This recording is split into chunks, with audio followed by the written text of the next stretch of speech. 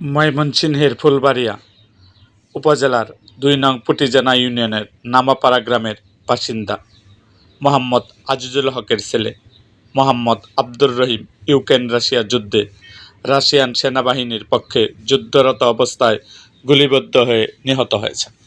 পারিবারিক সূত্রে জানা যায়, আব্দুর রহিম জীবিকার উদ্দেশ্যে বিদেশে অবস্থান করছিলেন এবং পরবর্তীতে তিনি রাশিয়ার সেনাবাহিনীর সঙ্গে যুক্ত হয়ে ইউক্রেন যুদ্ধে অংশ নেন।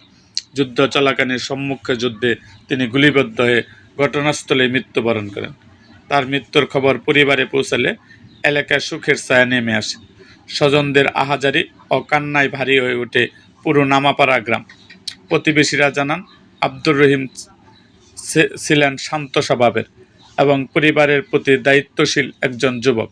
স্থানীয় সূত্রে আরও জানায়, মৃত্যুর খবরটি প্রথমে রাশিয়ায় অবস্থানরত পরিচিতজনদের মাধ্যমে পরিবার জানতে পারে।